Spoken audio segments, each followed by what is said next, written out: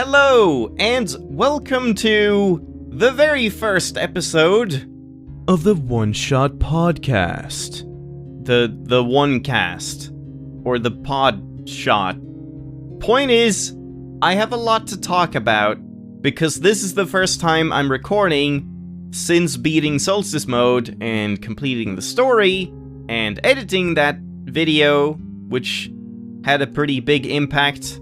I was kind of just going along with it while I was playing, just worrying about commentary and playing the game and all of that, and reading properly. And there were a lot of things that I wanted to talk about and go over, and I've had time to think about, and all of that stuff. And I know myself. I know this is going to take a very long time. So I haven't bothered redoing everything up to where we left off. I just got here because the music's quite nice, and we're going to be hearing it for a long time. And just as a warning, this is probably going to take most of, if not all of this episode. So if you don't care about just general talking about the game, the story, things that I think could have been different, things that I liked, things that I disliked, comparisons between the normal and Solstice run, and all of that stuff, then you can skip ahead or skip this entirely. I'll note down if I actually end up playing the game for a little bit at the end. If it doesn't take more than like 20 minutes, then I'll just put in the description where you should jump to. So that's up to you.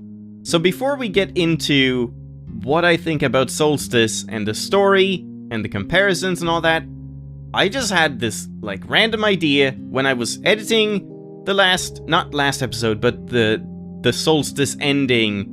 I had an idea of how I would want the ending to happen, just on a purely mechanical level, because I feel like they kind of missed some opportunities, and I'll try to paint you a mind picture of how I think they could have portrayed the ending a little bit better. I mentioned a couple of ideas last time about the whole save thing, where you had to manually delete your save in order to play the game again, get some hints that would make you do that because you want to play more with Nico, and then after you do that, you realize that it doesn't work that way anymore. You can't do that.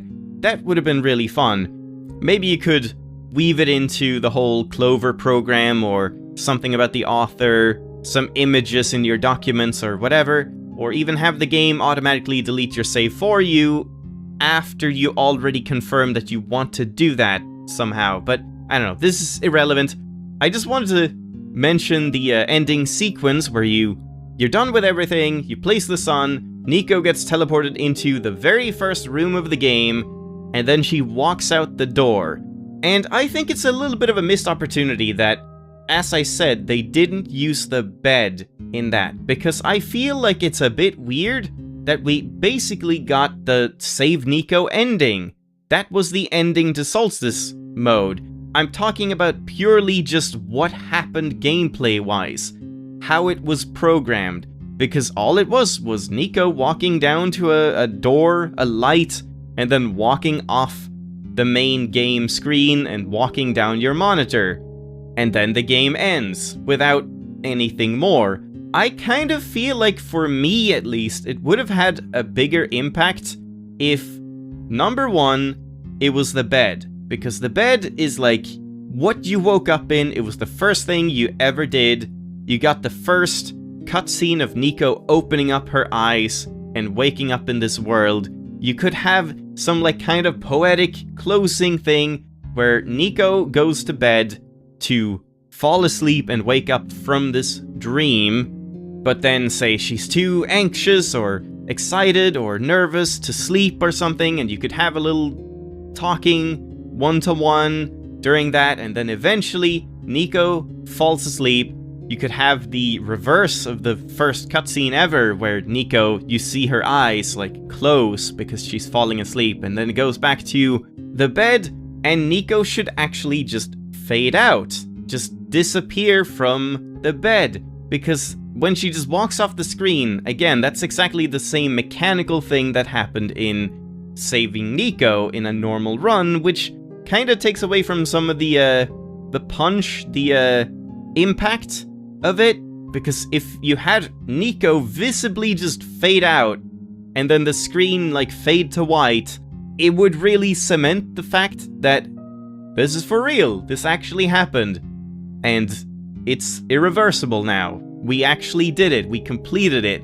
This is the true ending. You could even go a little bit hammy, cheesy, which I think would have been quite nice, and fade the screen to white, and then you see one final dream with a field of wheat and this door frame full of light with nothing beyond it, just in the center of the screen, and Nico's back moving towards it, just Nico moving away from you and fading out, and then the game would close. And then, once you open the game up again, that's when you should just get straight to the empty room, once again, to just signify a bit more that Nico's gone, without having to just tell you that Nico is gone forever when you hit the ... thing. I don't know, this is just completely, like, pointless thought I had, but I think it would have been a little bit nicer, if not cheesier, but I mean, little cheese never hurt anybody. But now let's talk about Solstice Mode. So, the story as a whole, I didn't really talk about that a whole lot, like, while playing, and I have to say, I'm not really that big of a fan of Solstice compared to the original story, because it just feels like, number one, from just the gameplay perspective, Solstice Mode was pretty much just a visual novel. It was just reading, and I didn't really sign up for a visual novel with this game. I do enjoy the writing, probably more than most games I've played, but there needs to be some gameplay to balance things out for me, because I feel like gameplay and puzzles and mechanics are what I do best. In my Let's Play style, I'm not particularly good at reading, my English isn't perfect, I don't do any crazy voices or anything like that, I'm not very expressive or emotional, or at least not outwardly most of the time, so I feel like I don't really do that kind of stuff justice, and had I known from the beginning that if this was all OneShot was, just kind of a walking simulator, no real gameplay, just cutscenes from start to finish, even if it was a really good story, I probably wouldn't really have made a series on it. It wouldn't have been for me. I enjoyed the gameplay aspects, the puzzles, and how much you could do differently, all of the like little choices that changed, and it did that better than most games that have the whole branching choices thing. I mean, this game is pretty linear. You can't branch into different paths of the story, except with Solstice, which is just like a choice of doing it or not. But just the overall dialogue choices actually felt natural and impactful, and you actually kind of wanted to say both options. And just overall, I think the writing of this game was done really well. Normally, reading a lot of dialogue and stuff like this in kind of a fantasy fictional setting, I can kind of get it can be a bit much for me, and I don't really connect to it as much, but I feel like OneShot does that very well. It doesn't feel forced, it doesn't feel cheesy, and the whole fourth wall breaking aspect of it isn't really overdone. It's not obnoxious or too tongue-in-cheek or anything like that. I feel like they actually struck a very good balance with that. The whole fourth wall breaking thing was very popular for a while, like every game had to be self-aware and all that, but every game didn't really do anything with that fact, but I feel like OneShot did that very well and incorporated it into the gameplay and all of that.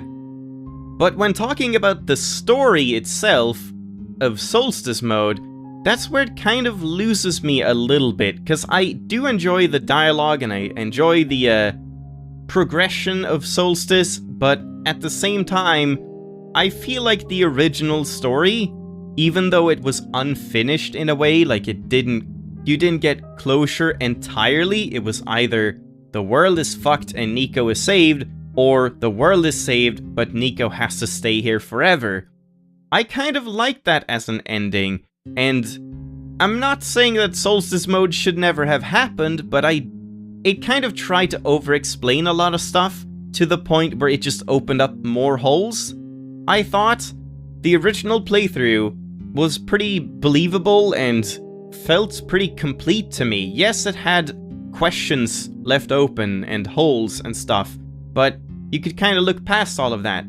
But with the Solstice mode, I'm just having a hard time really understanding the story, and I've voiced this a number of times, and especially in comments and stuff like that, where I just don't really get the whole simulation thing, and I don't feel like it was explained well enough what the actual intent of it was and what the actual reasons for everything happening were. It's just kind of what was said to you and what was told made sense and was good, but they just left too much open. Like when you dive into the whole second world thing or original world that got destroyed, and then the author made a simulation, but then if the world got destroyed, then how did that simulation get anywhere? How is that simulation on my computer? And there was also the whole disconnect with the author being a character in the story and in the original world that was destroyed, but also being the developers of the game, very clearly being the real-life developers of the game, just making a game and putting it on your PC. It kind of just didn't add up a lot of the time, and what was a simulation, what wasn't a simulation? Were Proto and Rue and Cedric actually robots? Like they said at the end, they were talking about them being robots, but then are they robots in the simulation? Are they robots in real life? Were they robots to begin with? Was everyone here just a normal, regular old human, and the author just wanted to make a world with quirky, weird characters with pots for heads and shit like that? Or was that actually how the world was?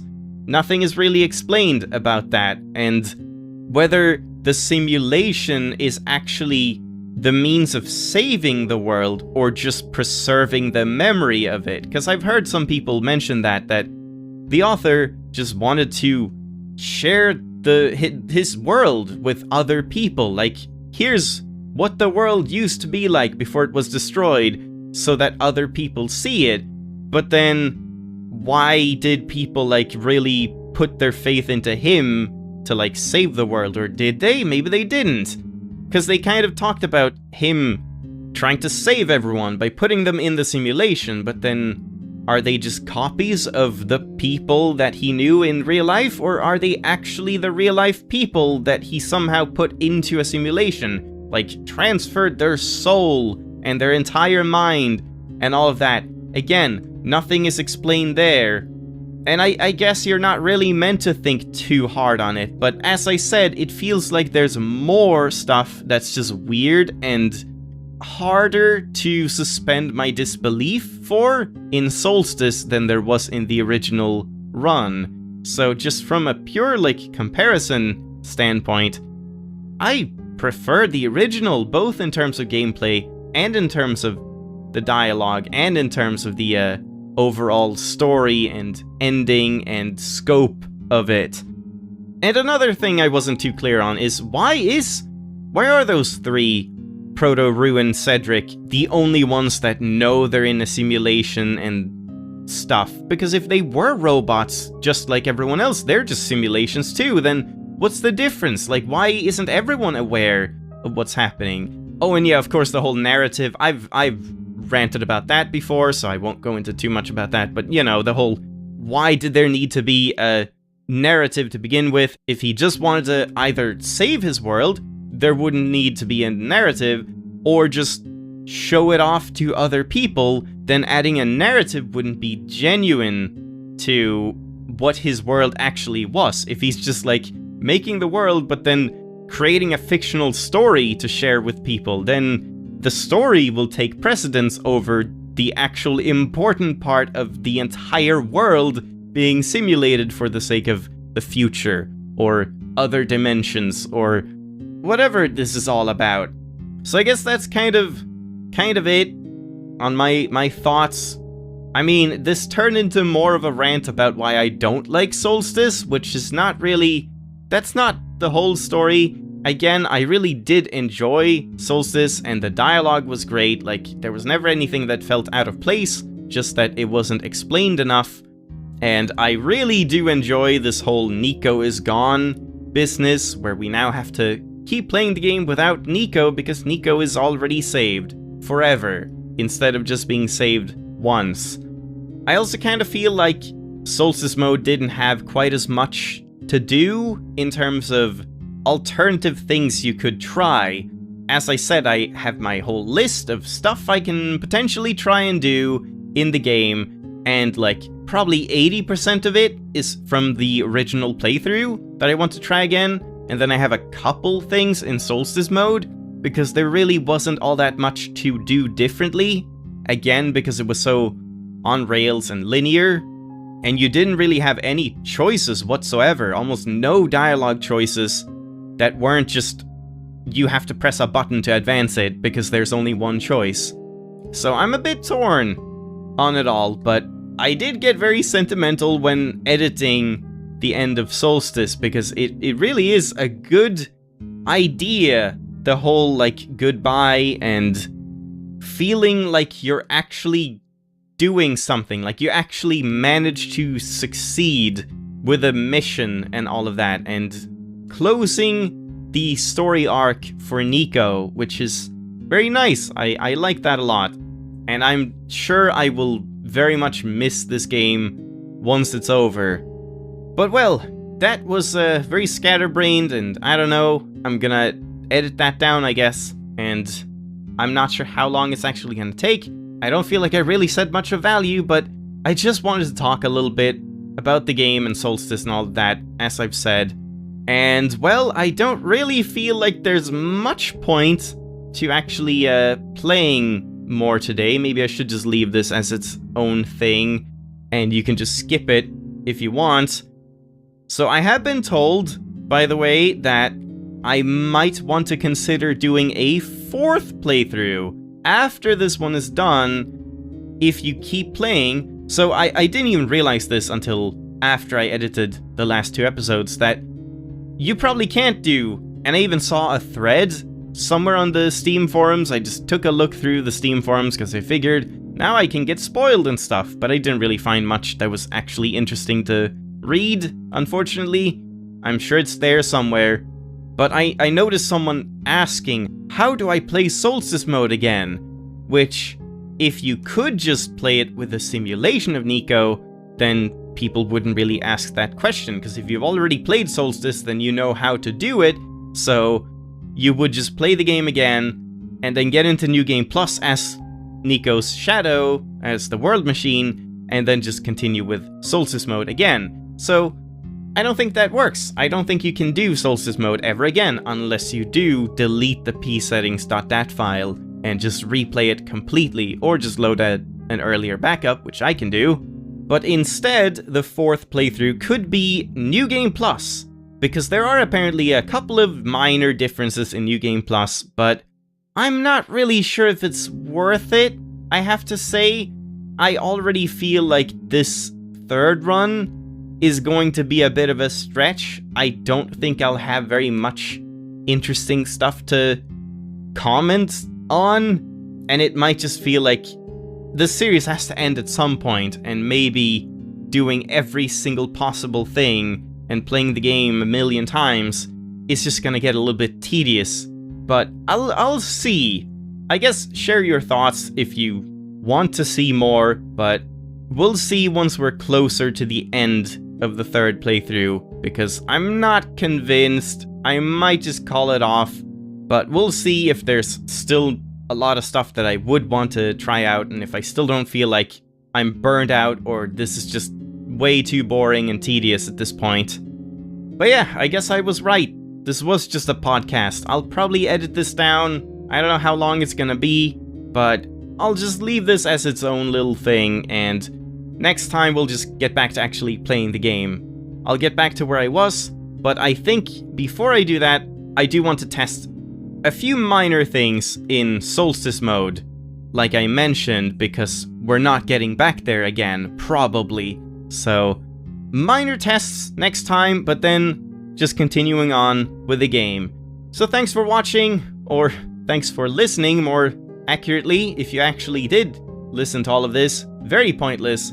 I will put disclaimers saying this is useless and no gameplay was had. I guess this is kind of a day off for OneShot. I mean, not really, because I'll still edit all of this, but you know. But I'll see you with more gameplay next time. Bye-bye!